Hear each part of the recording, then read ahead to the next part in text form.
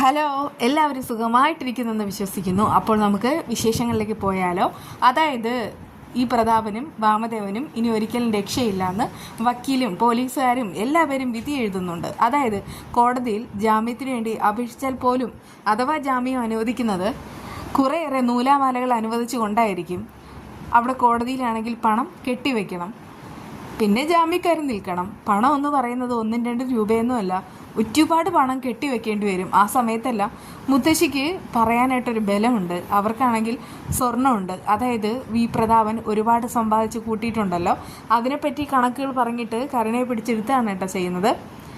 എന്തായാലും ശരി, കരുണയ്ക്കാണെങ്കിൽ ഒരു ഉൾപേടിയുണ്ട്.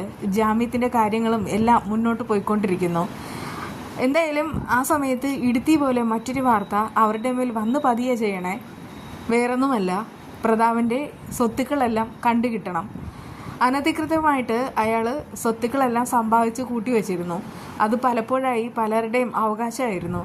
അതൊക്കെ തന്നെ വെട്ടിപ്പിടിച്ചും കൊണ്ടും കൊടുത്തുമാണ് അയാൾ സമ്പാദിച്ചിട്ടുള്ളത്. അതുകൊണ്ട് തന്നെ കോടതി പ്രതാപൻ്റെ എല്ലാ അക്കൗണ്ടും ഫ്രീസ് ചെയ്യാനായിട്ട് തീരുമാനിക്കുകയാണ്. ആ ഒരു ഉത്തരവിന്മേൽ ഇനിയിപ്പോൾ ഒന്നും ചെയ്യാൻ പറ്റാത്തൊരവസ്ഥ. ഇനിയിപ്പോൾ കരുണ ആരോട് കാശ് ചോദിക്കും? അവളുടെ അക്കൗണ്ടിലായിട്ടൊന്നും കാശൊന്നും ഇല്ല താനും. അവിടെ ഇവിടെയൊക്കെ ആയിട്ട് ഉള്ളത് പ്രതാപൻ്റെ പേരിലാണ്. അതുകൊണ്ട് തന്നെ ഇനി ഒന്നും ചെയ്യാൻ പറ്റാത്തൊരവസ്ഥ. എന്തായാലും ഇനിയിപ്പോൾ ആര് രക്ഷിക്കും എന്നോർത്തിട്ട് കരുണയ്ക്ക് വല്ലാതെ പേടിയാവാണ്.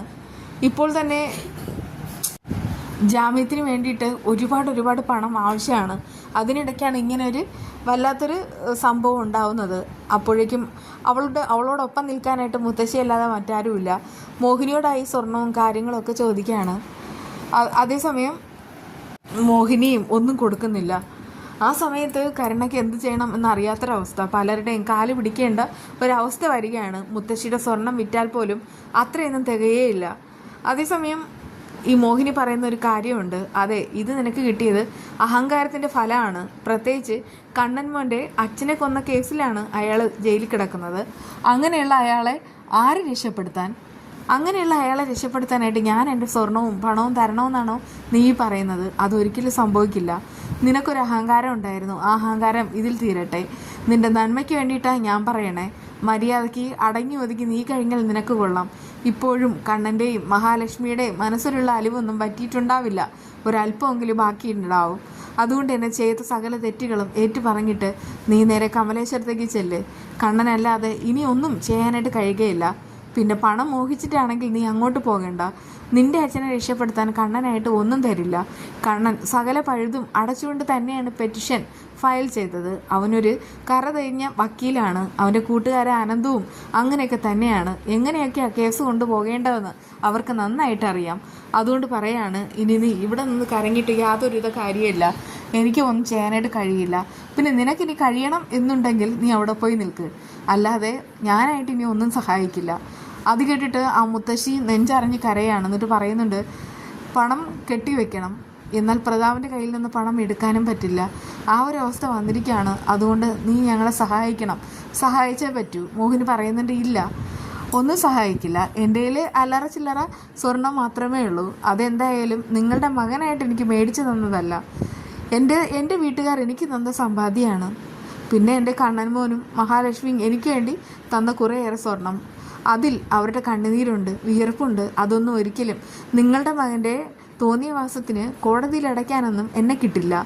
അപ്പോഴേക്കും മുത്തശ്ശി അലമുറയിട്ട് കരയുന്നുമുണ്ട്. ഇനി ഒന്നും ചെയ്യാനായിട്ട് കഴിയാത്തൊരവസ്ഥ. കരുണയുടെ കയ്യിൽ പണമില്ല. അതേസമയം ഉണ്ണിയെ വിളിക്കുകയാണ്. ഉണ്ണി ആ സമയത്ത് കരുണയുടെ കോൾ പോലും അറ്റൻഡ് ചെയ്യുന്നതുമില്ല. ഉണ്ണിയും അവസാനം കാര്യങ്ങളെല്ലാം അറിഞ്ഞു കഴിഞ്ഞു. അതുകൊണ്ടൊക്കെ തന്നെ ഉണ്ണിയാണെങ്കിൽ വല്ലാത്ത നീരസത്തിലാണ്. ഉണ്ണിയാണെങ്കിൽ ഈ കരുണ വിളിക്കുന്ന സമയത്തെല്ലാം കോൾ കട്ട് ചെയ്ത് വിടുകയാണ്. എന്ത് ചെയ്യുന്നു അറിയാത്തൊരവസ്ഥ. അതേസമയം മഹാലക്ഷ്മിയോട് പോയി കാര്യം പറഞ്ഞാൽ കാര്യം നടക്കും എന്നൊക്കെ മുത്തശ്ശി പറയുന്നുണ്ട്. ഇതിനേക്കാളൊക്കെ നല്ലത് ഞാൻ ആത്മഹത്യ ചെയ്യുന്നതല്ലേ മുത്തശ്ശി എന്ന് കരുണ എടുത്ത വായിൽ ചോദിക്കുന്നുണ്ട്.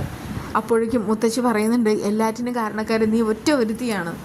സത്യം പറഞ്ഞാൽ ഈ പ്രതാപനാണ് കണ്ണൻ്റെ അച്ഛനെ കൊന്നതെന്നുള്ള കാര്യമെല്ലാം അവൻ അറിഞ്ഞതല്ലേ. എന്നിട്ട് പോലും അവൻ തൽക്കാലത്തേക്ക് ക്ഷമിച്ചു നിന്നതാണ്. ഈ ഒരു കേസിൽ വാമൻ മാത്രമായിരുന്നു അകത്ത് പോകുന്നത്. പക്ഷേ നീ ഒറ്റ ഒരുത്തി കാരണം എല്ലാം തുലച്ചു. നീ ആ മഹാലക്ഷ്മിയെ മുകളിൽ നിന്ന് താഴേക്ക് തള്ളിയിട്ടതുകൊണ്ടാണ് ഇങ്ങനൊരു അനുഭവം പെട്ടെന്ന് എൻ്റെ മകന് വന്നത്. ഇപ്പോൾ അനുഭവിക്കുന്നത് ആരാ? അവൻ തന്നെയല്ലേ. ഞാൻ മരിച്ചാലും എനിക്ക് വേണ്ടി കൊള്ളി വയ്ക്കാനായിട്ട് ഇനി എൻ്റെ മകൻ വരില്ലല്ലോ എന്നോർത്തിട്ട് മാത്രമാണ് എനിക്ക് സങ്കടം. ഇതുവരെ ഞാൻ നിന്നെ എപ്പോഴും സപ്പോർട്ട് ചെയ്തു, പക്ഷെ ഇനി എനിക്ക് വയ്യ, എല്ലാം കണ്ടും കേട്ടും വയ്യ. ഞാൻ എൻ്റെ വീട്ടിലേക്ക് പോവാണ്. ഈ വീട് മിക്കവാറും ഇതും ജപ്തിയാവും, കാരണം ഇതും പ്രതാപൻ്റെ പേരിലുള്ളതാണ്. അത് കേട്ട് കരുണാകെ നെഞ്ച തലച്ച് നിലവിളിക്കുന്നുണ്ട്. ഇപ്പോഴാണെങ്കിൽ അവളുടെ വയറ്റിലൊരു കുഞ്ഞുമുണ്ട്. എല്ലാം കണ്ടും കേട്ടും മോഹിനി മാറി നിൽക്കുന്നു. എന്നിട്ട് പറയുന്നുണ്ട്, ഈ വീടിൻ്റെ പകുതി അവകാശം എനിക്കാണ്. എന്നെ ഇനി കോടതി ഇവിടുന്ന് പറഞ്ഞയക്കുമോ ഇല്ലയോ എന്നൊന്നും എനിക്കറിയില്ല. പക്ഷേ ഒരു കാര്യം, എന്നെ കൊണ്ടുപോകാനായിട്ട് ഏത് നിമിഷവും മഹാലക്ഷ്മിയും കണ്ണനും വരും. കാരണം എനിക്കൊരു പേരക്കുഞ്ഞ് ജനിച്ചിരിക്കുന്നു. അതിനെ നോക്കി അവിടെ കഴിയണമെന്ന് തന്നെയാണ് എൻ്റെ ആഗ്രഹം.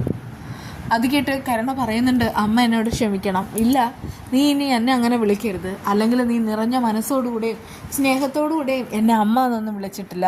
പക്ഷേ എന്നെ എപ്പോഴും സ്നേഹത്തോടുകൂടെ സ്നേഹം നിറച്ച് എന്നെ അമ്മ എന്ന് വിളിക്കാൻ ഒരാളുണ്ട്. അതെൻ്റെ മോളാണ് മഹാലക്ഷ്മി.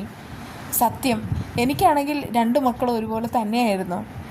ഇതുവരെ ഞാൻ അങ്ങനെ തന്നെയാണ് കണക്കാക്കിയിരുന്നത്. പക്ഷേ നീ മഹാലക്ഷ്മിയെ തള്ളിയിട്ടതോടുകൂടെ എൻ്റെ മനസ്സിലുണ്ടായിരുന്ന ആ ഒരു സകല സ്നേഹവും വറ്റിക്കഴിഞ്ഞു. ഇനി നിനക്ക് എൻ്റെ മനസ്സിൽ പോലും മാപ്പില്ല. കാരണം അത്രമാത്രം ദുഷ്ടതയുള്ളവർക്ക് മാത്രമേ ഇങ്ങനെ ചെയ്യാനായിട്ട് സാധിക്കുകയുള്ളൂ. ഒരു ഗർഭിണിയോടും ഒരു സ്ത്രീയും ചെയ്യാത്ത കാര്യമാണ് നീ ചെയ്തത്. എത്ര ശത്രുക്കളായാൽ പോലും ചെയ്യില്ല, പക്ഷെ നീ ചെയ്തു. അതും അവളുടെ കൂടപ്പിറപ്പായ നീ. എൻ്റെ വയറ്റിലാണല്ലോ നിങ്ങൾ 2 പേരും ജനിച്ചത്. എന്നിട്ടും നിനക്ക് അവളോട് ഇങ്ങനെ ചെയ്യാൻ തോന്നിയെങ്കിൽ നീ എൻ്റെ മകളല്ല. അതുകൊണ്ട് എനിക്ക് പറയാണ്, എന്തായാലും ഇനി നീ ഇവിടെ നിന്ന് പിഴിഞ്ഞിട്ട് കരഞ്ഞിട്ട് കാര്യമല്ല. അതേസമയം പ്രതാപനും കാര്യങ്ങളൊക്കെ അറിയുന്നു. അങ്ങനെ കോടതിയിൽ നിന്ന് വരുന്ന അവർ സ്റ്റേയും കാര്യങ്ങളും എല്ലാം അറിഞ്ഞിട്ട് അയാളും നിലവിളിക്കാണ്. വാമൻ പറയുന്നുണ്ട്, എനിക്കും ഒന്നും ചെയ്യാനായിട്ട് കഴിയില്ല, എനിക്കും എല്ലാം പോയി. നേരത്തെ തന്നെ എല്ലാം പോയതാണ്, ഇപ്പോൾ കൂടെ ഉണ്ടായിരുന്നതും പോയി.